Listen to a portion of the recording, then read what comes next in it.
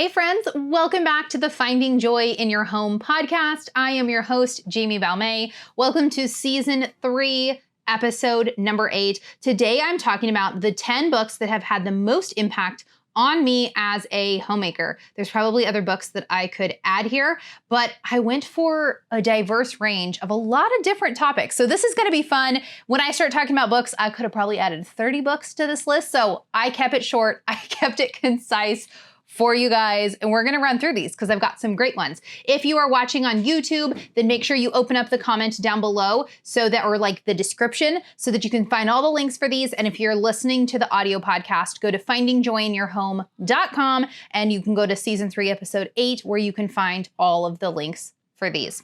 All right, so before we dive into all the goodness, I have a couple of quick announcements for you. The first one is that our fall shop opening is gonna be October 2nd through 8th. It's going to be 1 week only. So this is going to be like a little mini shop opening, okay? Our big shop opening will be in November for Christmas. We have a new product, actually probably a couple new products that are going to be releasing in that, but we have a lot of people who've been wanting to get their hands on cookbooks or Jason's Sterling Spectacles children's book series. So we're going to have everything back in stock in print, and we are going to have the fall dress. So if you missed it over summer, we did a special edition release of 2 summer dresses. This is actually one of them. Funny enough, it's my favorite dress ever.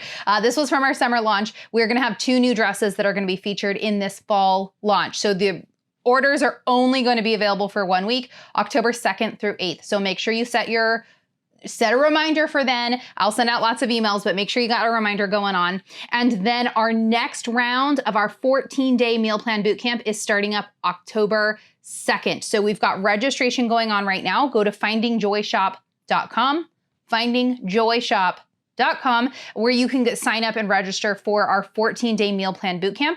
What we're gonna be doing is we're gonna be designing a year's worth of meal plans together. You get to set your own goal of what you want for meal planning, but all with the help and direction of taking charge of your kitchen and making it work well for you and your family and your unique eating preferences. We first ran this boot camp back in July, and it was a smashing success. Like, we walked out of this boot camp with, and I did it along with everybody, creating our meal plans. My personal goal was creating rotating seasonal meal plans, which I showed you every step of the way what I was doing. And so now I'm gonna be working on, I did my summer meal plan. I am personally gonna be working on my fall meal plan, which will work for 3 months. But you get to pick your own goal. Oh, it's gonna be fabulous. So if you wanna see everything that is, go to findingjoyshop.com. You have until that first week of October to sign up. We will be kicking off though. The first day will be October 2nd. So come join us. And then last little thing is I am doing a Get Dressed challenge over on Instagram.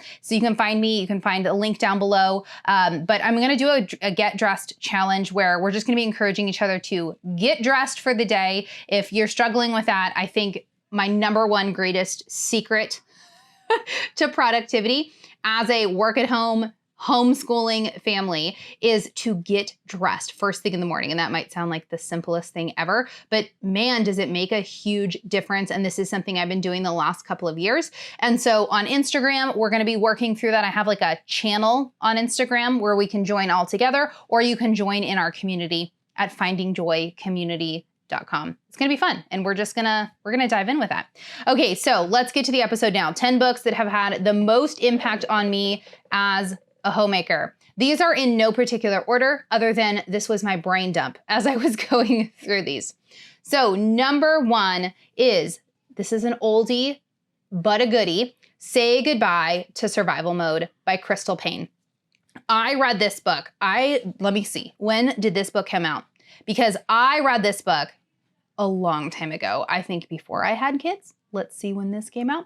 And it has had just such a profound impact on my life. Oh, I must have the wrong link because it is not showing me here in Amazon. But Say Goodbye to Survival Mode by Crystal Paine has had such a profound impact on just my life as far as routines. And I think I first read it before I had kids. I think it's old. I think it's old enough. I think I read it before I had kids. And then I reread it again when I had 4 children, 2 and under, because I was literally drowning in survival mode. And so I read it again, and Crystal was so helpful in just figuring out basic routines. And like, if you're like super mega awesome type A personality who has everything planned out all the time and like you just live and breathe this and you've been doing this since you were 12 and you're amazing, you might not find the book that helpful, but read the description, see what the chapters are, maybe it is. But for someone like me who was very type B, a much more of a creative personality, and coming into marriage with zero homemaking skills, zero knowing how to run and manage a home in any way, shape, or form, I found this book to be so helpful in just laying out step by step, how do you set goals within your home and for your life? How do you plan things? How do you get routines? She talks a lot about routines and habits on a basic level, but also I feel like I honestly feel like I've grown so much, but I feel like I could read this book again right now today and benefit so much from it. So it's one of my all-time favorites. If any of that strikes a chord with you, I absolutely recommend it because there's so much there with using your time well. Now, I will tell you also, if you go down below, I did an interview many moons ago with Crystal on this exact topic. I think I have interviewed Crystal several times now, so maybe we talked about grocery budgeting instead. Regardless, I'm going to go ahead and link whatever that interview was that I did with Crystal. I'm starting to lose track. I will link that down below because Crystal just has so many great practical tips and encouragement and things to share, but mixed with a lot of grace and slowness and rest. And I really appreciate that perspective a lot. Book number 2. So this one's taken a little bit of a drastic turn in topic, is The Read Aloud Family. This is another book that I read a very much long time ago. But The Read Aloud Family is a book by Sarah Mackenzie. And the tagline says, making meaningful and lasting connections with your kids. And so if you guys don't know Sarah Mackenzie, she's fabulous. So she runs a podcast called is it called The Read Aloud Family? Or Read Aloud Revival. So she's got the Read Aloud Revival podcast. And really what she does is she talks about, from an education standpoint, how amazing it is to read aloud with your kids, but not just your 3, 4, and 5-year-olds. And then once they read on their own, you send them off, but reading aloud with your 9, 10, 11-year-olds, reading aloud with your 14, 15, 16-year-olds, and how good that is and how it can knit a family together, how you can do this as family time. And I just absolutely love her perspective on that. I mean, a lot of us really do love reading aloud with our kids and as a family, but I read this and was really listening to her podcast when my first were like little itty bitty babies. And I feel like it gave me so much perspective on how we wanted to do life and do homeschool. And I just think there's so much encouragement that when we feel like we're pulling our hair out and there's so many things going on and there's so much chaos, it can feel really hard to then connect with our kids, connect as a family. And I think reading aloud, reading as a family, experiencing these things together is incredible. And we never have enough time to read aloud, in my opinion. Like, I wish, we were reading books all day long, all the time, which we're not. We don't have the time for that, but we do try to sneak it in as much as we can as a family and with our homeschool. And I think the Read Aloud Family is just such a fantastic book for that. And I think every mother or grandmother absolutely should read it. All right, book number 3. I am going back into the archives again for this one. Glimpses of Grace, Treasuring the Gospel in Your Home. Gloria Furman, the author of this book, had a very profound impact on me as a young mom, looking towards my household, looking at, okay, I've got all these little itty bitties to take care of, but I also have toilets to scrub and dinner to cook and juggling all of these things. And what I was really fighting for a gospel perspective. What does the Lord have to do with scrubbing the toilets and making sure everything's getting done? Because I know that there's a godly perspective on this, but I'm having trouble seeing it through the sleep deprivation. And so her book, Glimpses of Grace, and then it just went out of my head. Treasuring the Gospel. It's one of my favorite books to give to moms of little kids. Treasuring Christ When Your Hands Are Full. Gospel Meditations for Busy Moms. So this one's Treasuring Christ is the other book. It's this little tiny little book, but it's just has got these great short little chapters for when your hands are bursting full of blessing, but it's hard. It's a hard season. That book is fantastic. And then more broadly applicable, Glimpses of Grace, Treasuring the Gospel in Your Home. So what she does is she really helps you understand that even the most mundane tasks in your home, when done for the Lord, can be powerful ways of serving the Lord from within our home. And it's really easy to recognize that, hey, taking some time to read a book with my child and connect with them one-on-one. Of course, that's important. Like, we can all see that. Discipling our children, raising them up, while none of us are doing it perfectly, we can see the value in that. We understand how important those things are, right? But then when it comes to the cleaning and the cooking and the daily cyclical tasks that get on us and the 50 loads of laundry that we got behind, it can be harder in those moments to see what God is working through those. Why are we spending our time doing these things? What's the importance in all of this? And yet, those things are important. They're important for a home. And so what I really love is that Gloria really kind of ties that together, and also from the perspective of a mom who's in the trenches and is currently overwhelmed. And that's really helpful because sometimes, there's a lot of books I love from older authors who are reflecting back on their time of raising children. And we absolutely need to learn from older women. And there's so many gems, but sometimes that can also come with a more idealistic viewpoint of them back then, or how maybe they're forgetting maybe how hard it was being in the trenches. And so I really do appreciate that perspective of just the perspective of that. Okay, so here's the back cover for this book. So I feel like I'm like rambly. So here's the point of it. Here's what it says. Sometimes life feels a lot like a burden. Day in and day out, it's the same chores and tasks, challenges and discouragements, anxieties and responsibilities. Dust bunnies show up on the stairwell, social commitments clutter the calendar, and our families demand daily attention and care. At times, just catching our breath seems like an impossible feat. I've been there, my friend. So where is God in all of this? Does he care about the way we unload the dishwasher or balance the budget? Do the little things like changing diapers or cooking meals make a difference? And how can we use our sphere of influence for God's glory and our joy? Gloria Furman encourages us to see the reality of God's grace in all of life, especially those areas that often appear to be boring and unimportant. Using personal examples and insightful stories, her richly theological reflections help us experience the gospel's extraordinary power to transform our ordinary lives. End quote.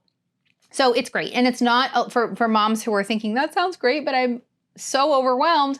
It's a short book. It's easy to read. It's not a lot of flowery language that you're going to get lost in. It's kind of short and to the point, which is what a lot of us need.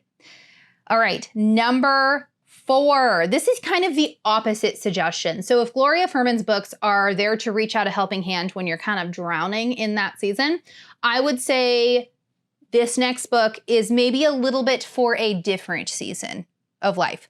So the next book I'm going to recommend is The Lifegiving Table, Nurturing Faith Through Feasting, One Meal at a Time by Sally Clarkson. Now, I love Sally. I so appreciate her ministry, but I have personally struggled with Sally Clarkson's books in my younger years of motherhood because there is a lot of idealized situations throughout her book and not a lot of, hey, here's some real life. What do we do? What do we do with that? And I was in such an overwhelming season, which I know a lot of you can identify with. We kind of can walk through into and out of and back into overwhelming seasons throughout life, right? And so I had read a few of her books in some very overwhelming seasons of my life where to serve God well, I really just needed to put the next foot in front of the other and breathe and keep my 5 children 4 and under alive, right? There's those seasons. And so if you've ever read a book like that and you're feeling so overwhelmed, you're thinking, well, these are all great ideas, but how can I possibly implement them? Might I give you the suggestion and the encouragement that this might not be the right season to read that particular book? And maybe that book will never resonate with you. There's authors that I don't understand why people like them at all, and yet other people love them, and vice versa, right? I could read a book and say, that was 5 stars, absolutely amazing, everybody needs to read it, and one of you is gonna read it and go, why does she like that? And that's the wonderful thing about books, is that they can touch us at different moments where it's needed, or we don't identify with it.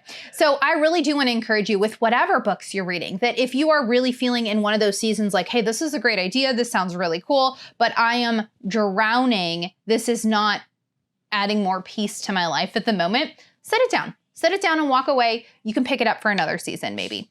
And so this book, The Life-Giving Table, is probably not for the mom so deep in the trenches that you just need a lifeboat at this moment.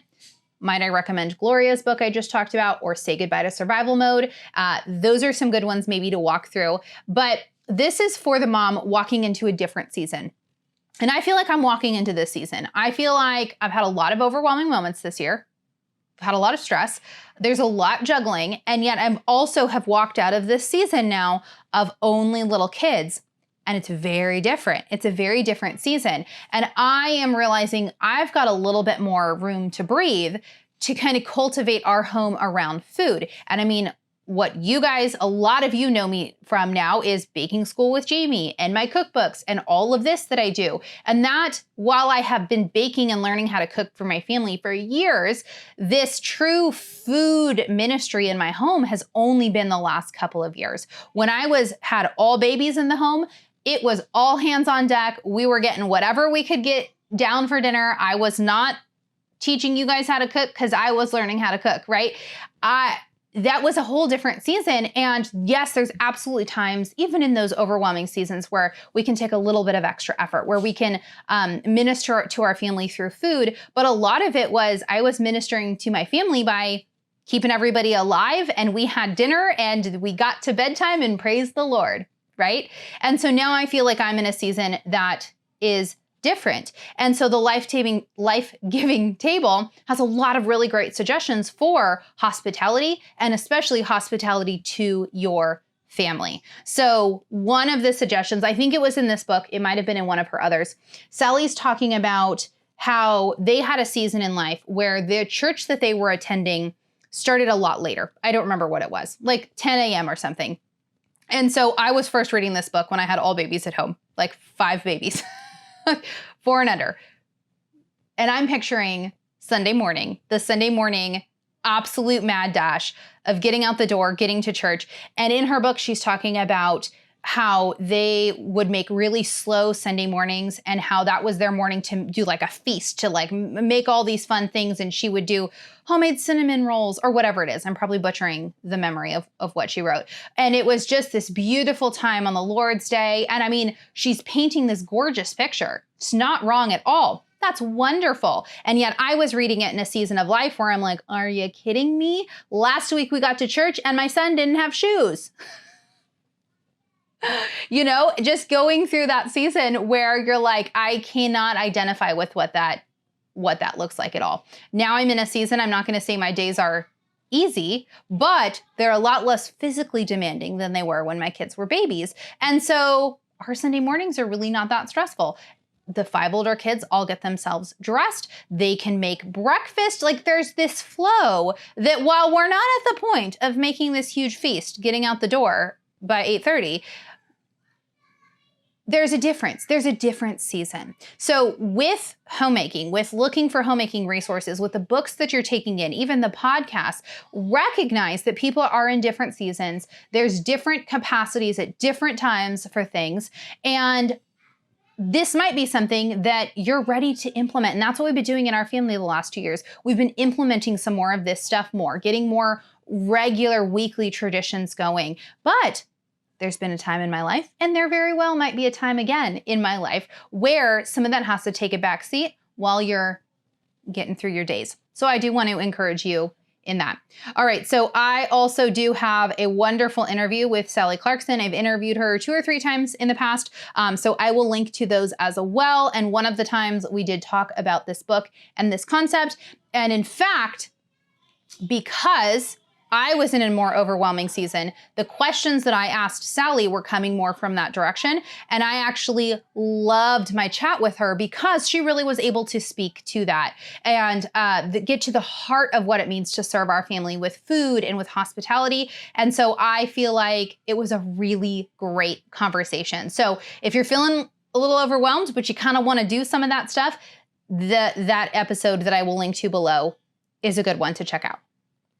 Book number 5 is Eve in Exile and the Restoration of Femininity. You guys know I have recommended this book front and backwards, upside down, all which way. I don't know. That was not like a saying, was it? I don't know what saying I was going for.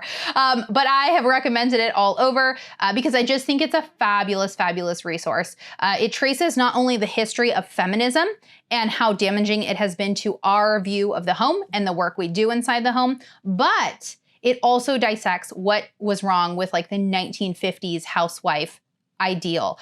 So we're not just trying to get back to the 1950s. If only we were June Cleaver, then we would really have biblical homes. That's not the case either. And so it combines an excellent look at history as well as biblical commentary on how we should apply this to our homes. And I think it is absolutely fantastic. It's very fascinating. It's an easy read. This is not like a dry old textbook. It's a really easy read, but I think it's really foundational in how we view our homes and also our productivity within the home. So if our goal, which it is for a lot of us, if our goal is just work and get stuff done so that we can sit and have more leisure time, what are we doing with that time? Now, I'm not saying you have to be productive all the time, nor should you be. God patterns rest into his very week, into our days. God could have made us so that we don't have to sleep. God could have made it that we were robots and that we didn't need to sleep or eat or rest ever, but he didn't. He built rest into our very day and once a week very intentionally. So yes, we need to be resting, but our modern view of rest, scrolling through Instagram where we're just getting anxious and of all the things going on, looking at the news and all the things and then scrolling and doom scrolling, that's not true rest. So what does rest look like? And on the flip side, what does true productive work within the household look like? And marrying these two together is where we're going to find true fulfillment of really feeling like we had a good day's work. Like we put in good work, we got some things accomplished, even if it's changing diapers and wiping little bottoms. We've got a 3-year-old training in the household right now. Potty training is not my favorite thing. 6th time around, it's not my favorite thing, especially for boys. Well, at least how it's happened in our household. But you got these things day in and day out. What is it that we're spending our time on and how can we glorify God within that? Eve in Exile is a wonderful book that's going to give a really great perspective. Number 6, this book I have not talked about in a very long time and I need to dig it out. I actually own every single one of these books in hardcover. But sadly, so many of our books are in the garage right now because we cannot fit them, having them out in this house right now, which is so sad. So I wanted to have my nice stack of all my hardcover. I do have Time Saving Mom somewhere that I'm going to talk about in a second, but I don't know. My bookshelf is over there. My books are floating around somewhere. Okay, but I need to get this book out because I haven't seen this one in a while. Refresh, Embracing a Grace-Paced Life in a World Full of Endless Demands. Okay, this is a fabulous book, and I think this is a book that everybody needs to read. Okay, so the author's name is Shauna. Shauna's husband wrote a companion book for men. I think it's called Refuel, but it's something like that. You can find it on the Amazon link. Jason read the men's book and he loved it because it's written by her husband then to men. So the ways that women and men get burnt out, the ways that we try to take on things and start feeling that overwhelm are often from different sources and they play out in different ways. So the wife, Shauna, wrote this for women and her husband wrote the one for men. And I think that's really brilliant. So I know a lot of people, like I started reading the book. And so then I was like, Jason, you need to read the husband one. And we were reading them at the same time. Not the husband one. It's not for husbands and wives, but it's just for men and women. And I know a lot of people were reading them at the same time as their spouse. And Shauna is a doctor. So Shauna gives a really interesting perspective because she's also in ministry. So what I love is that she combined biblical principles of rest and then getting our priorities straight with the fact that our bodies and our physical health have very real impacts on stress and overwhelm and the way that we're managing things. And so this has had a very profound impact on my life when I think about stress and overwhelm and being able to handle all the things, is that we need to be praying. We need to go to the Lord. We need to rest. We got to make sure our priorities in life are in the right spot. All of those things are very important. And at the same time, our physical bodies, the stress, our hormones, those all have absolutely incredible impacts on our body as well. And so Shauna really marries those two in a very delightful way. So here is what the back of the book says. It says, I feel so overwhelmed. Do you race from one thing to the next, unable to keep up with all the demands of your ever-growing to-do list? Are you overcommitted and overstretched, but don't know how to slow down when the world just says to speed up? Is there any hope for rest in a world of never-ending demands? Many women don't realize they're running at an unsustainable pace until it hurts them physically, emotionally, and spiritually. Drawing on many years of counseling and their own experiences of burnout, wife and husband team Shauna and David Murray want to help you slow down to a more grace-paced life, enabling you to avoid the pitfall of burnout, cultivate sustainable habits for the future, and experience the rest of body and soul that God intends for you. End quote. So I highly recommend both of those books. Okay, I forgot to bring water in here, and I should have because my throat is hurting and I'm just talking nonstop. Okay, so I also interviewed Shauna, and we talked about this very concept on the podcast 100 years ago.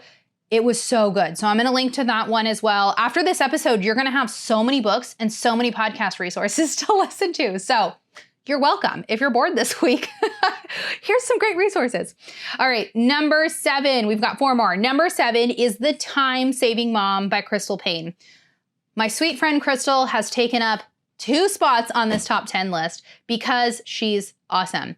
So I really personally love watching Crystal juggle her hectic life with such grace and joy. So if you don't follow her, she's the Money Saving Mom on Instagram. Her website's moneysavingmom.com.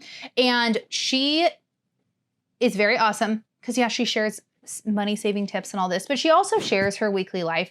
And they've had a lot of crazy things in the last few years. And so she shares really how they're juggling that and good perspective, but not in like a fake shiny way of like, look at us, our life is perfect, because it's not. And she has really tough days, but she's sharing it very much from what is the right perspective then. And I just think her productivity and her management then is very much a joy to watch because it's very encouraging to me to see how she juggles these things and how she keeps going. And I have learned so much from Crystal, both in business and in life. And so this book comes from a place of grace, very much. This is her newest book, and it has even much more of a tone of grace than her earlier books did.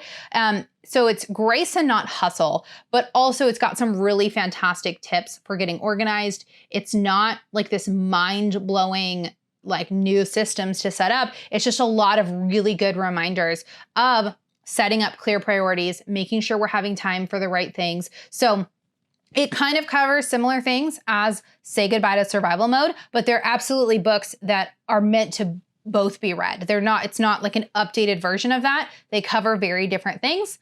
And I highly recommend both of them. In fact, I've been meaning to reread The Time-Saving Mom, which is why I thought I had it sitting out here somewhere. I'm going to get up and then I'm going to find it. Oh, you know what? I see it. It's right there. It's on my headstand because my headstand, my headboard, my bedstand, whatever it's called, because I was going to read that next. Okay, so once again, I have a fabulous interview for you. I interviewed Crystal last year or sometime beginning of this year when her new book came out. So we talked all about that, and it was actually just a really good chat. I just adore Crystal. Number 8. This is one of the best books ever. This book is called Adorned, Living Out the Beauty of the Gospel Together. Okay, this book is amazing. I read this book, and then I made my mother-in-law read this book, and then I made my sister-in-laws read this book, and then we teamed up together and we taught a Bible study at church through this book a couple years ago because it was really good. So it is hands down the best book I have ever read on Titus II. And what it does is it takes you through, every chapter is breaking down a different verse of Titus II. What does it mean to love our husbands? What does it mean to love our children? What does it mean to be keepers of our home? So it's breaking down the biblical idea of it, comparing where we see things in other verses throughout the scriptures, but it's also giving really practical help. She pulls in a lot of other voices of people sharing their experience. It is just fantastic. It's fantastic. I highly recommend every woman everywhere go get it because it's just great. And it really talks about, our hearts being home-centered, and it definitely belongs a place in this top 10 list for homemakers. So go get that one. All right, we've got 2 more. Number 9 is very much along the same lines. Finding a Mentor, Being a Mentor by Donna Otto. This book is fabulous. Mentorship and learning how to run and manage a home, how to be a godly wife, how to be a loving mother. It all takes help and wisdom from older women. And so in Titus II, we see that model, that command that women are to be in relationship with each other, that young women are to learn from the older women. And this was much more natural before we had Google and before we had TikTok videos telling us how to be good parents. And yeah, enough said there, right? So this was much more, this is how human history has always been, is that you learned from your mother and your grandmother and your aunts and those within your community. And we have lost so much of that. And mentorship and being in relationships with other women in a learning capacity is way harder today. It's not impossible. There's a lot of churches that do it well. There's a lot of women who do it well, but it's hard. And so this book is an absolute gem in helping you break down mentoring relationships. Not only if you're the young woman, I mean, I read this in my very early 20s going, there's nobody younger than me except high schoolers. Like, I want to learn from older women. And now I turn around, I still think of myself, I think older women, tell me if this is the case, but you always think of yourself as still really young. So I'm just perpetually still feeling like I'm the youngest one in the group, probably because Jason and I got married very young. I was 19, and then we had our first 2 babies when I was 22. So I've always been on that young side, and our friends were typically 10 years older. So still, at church, I'm like, well, we're like the newly married. It's I practically feel like that in my mind. And then I turn around and there's moms who are on their first baby and they're truly the young ones now. And I'm like, oh, I'm not quite so young as I think in my brain as I'm surrounded by my 7 kids. I'm like, okay, I'm not 19 anymore. That's interesting. So, you got that perspective. So this book is great though, because as we're aging, as we're maturing, as we're growing in the Lord, there's so many people who are older and wiser than me. And I want to be able to learn how to ask them good questions and learn from them and glean from them and see what's just around the corner. I was just talking to somebody yesterday at church who was sharing some lessons she's learned with her high schoolers. And that's my next stage. And I'm like, please tell me everything. Tell me all the lessons, because that's my next stage. I really want to be like, that's coming. I want to hear all the perspectives. What has helped? What did you do wrong? Glean all that wisdom. But at the same time now, I remember when I first had my littles, I had a friend who had a 9-year-old. And I thought, and I had 2-year-olds, I thought 9 years old is the oldest age ever. That's so insane. They're just picking up a book and reading it. I don't understand that. Well, now I have almost 11-year-olds, and I see now the moms who just had their first baby and they're asking me all these questions. And I'm like, oh, okay. But that's how God designed it, that we can be, there's going to be times where you're stepping in. For most of us, we're just looking for mentors and asking, but we also need to be aware too that there are younger people, the high schoolers, the younger girls, those who are just getting married and just having babies, that we can become a mentor in that capacity then as well. And so the point is, Finding a Mentor, Being a Mentor talks about both sides of the coins. How can we be good examples to those who are younger than us? How can we find somebody? How can we be wise and discerning? Because you actually don't want to just blindly take everybody's advice who's older than you. How do you have discernment in who is actually someone who you really want to sit at their feet and learn from, while keeping in mind that nobody is perfect? So it's just a really great book. It's going to really walk you through all of those discussions, and it's from a very biblical standpoint. Okay, drum roll. That probably sounded horrible on the microphone. Book number 10 is Comparison Girl. Lessons from Jesus on Me-Free Living in a Measure Up World. Okay, so this book is kind of the oddball out of the bunch. The rest are all, kind of make sense, even if they're a little, here and there. This book is different because it does not directly deal with homemaking or your children or anything like that. It is talking about jealousy and envy. And I think this absolutely deserves a place on here because our parenting and our homemaking, I think, is made a lot harder in certain ways in our modern world today because of social media, because of discontent, because of seeing all these great things that everybody else is doing. And here I am failing and I never do anything right. And we can become jealous then of what other people have. There's so much comparing and jealousy and envy that trickle into our minds, that get in and we don't even realize that it's embedded there. And so if you've struggled with anything along these lines, I highly recommend you pick up this book. So here's my review I wrote in 2021. So this is when I first read it. And I said, ouch, this book hurts in the best possible way.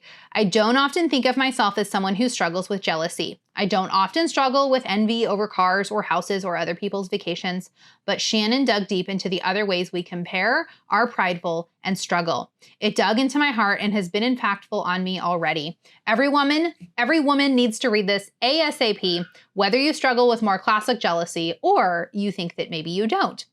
End quote. So I think for me, she talked about pride a lot. And I don't have, jealousy is not a besetting sin of mine. So jealousy is not something that I'm constantly like, oh, they bought a house and and I want this and I envy this.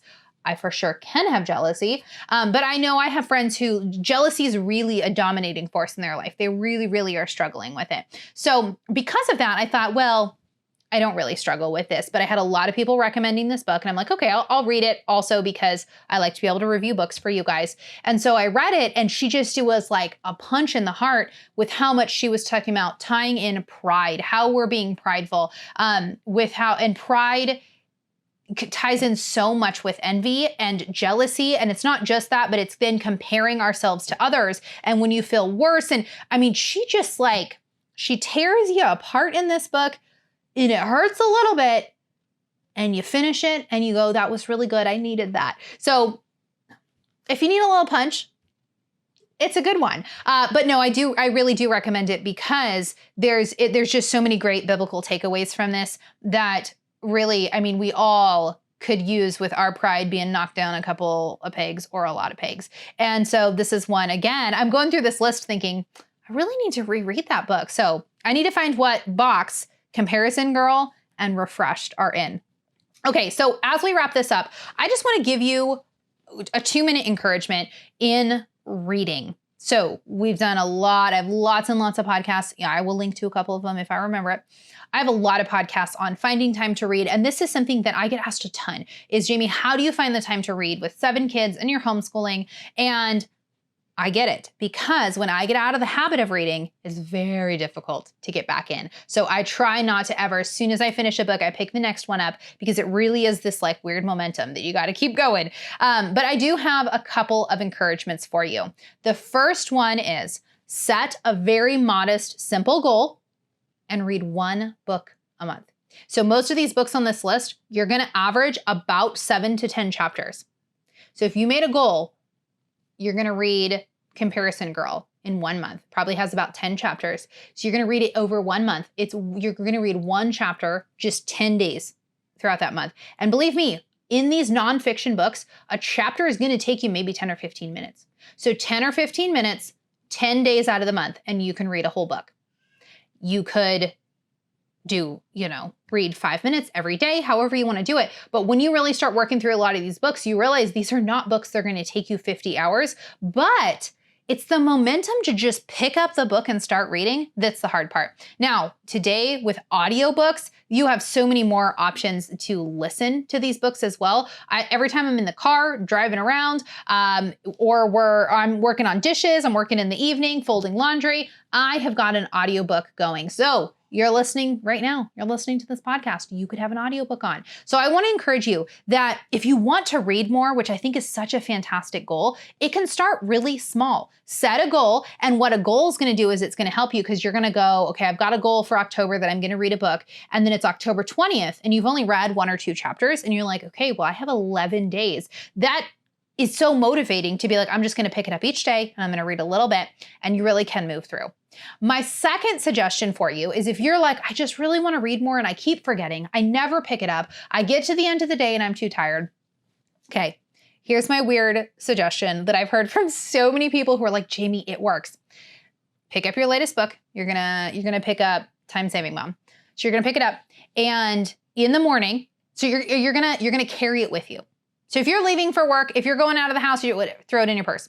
But for me, because I'm home all the time, I would this was when my kids were really little, and like, I come 9 o'clock, there's no way at night that I'm gonna be able to read and I'm falling asleep. So what I would do is I would literally carry the book with me throughout the day and like just move it from spot to spot. This is absolutely fantastic as well if you're struggling with Bible reading. I suggest you do your Bible reading first. Always get that Bible reading done before you try to take on getting any books. And it can just be 10 minutes. It doesn't have to be this huge, long, 3-hour-long Bible study. But be in God's Word, do the same thing. But when you're making coffee in the morning and you're just like waiting because you're like, okay, like the pot's almost done, I'm about to grab it. And normally, what do? We pick up our phones, we kind of like flip through. No, open your book and read a page. Just read a page. You're not committing to a whole chapter, you're just gonna read a page. And then you're gonna set it, you're gonna mark your spot, you're gonna set it down. And then you got a little bit of a transition where you're like, okay, I should get lunch done. You know what, I'm gonna set a timer, I'm gonna read for 5 minutes. I'm gonna read for 5 minutes, maybe 10 minutes, okay? And then later you're like, okay, it's after lunch, we're cleaning up. Oh, you know what, I really have to go to the bathroom. Grab your book, bring it in with you. And if it's a short bathroom stop, just read the page. Finish that page. Just sit in there, okay? Finish that page that you just started while you went potty real quick. If it's a longer potty break, read a couple of pages.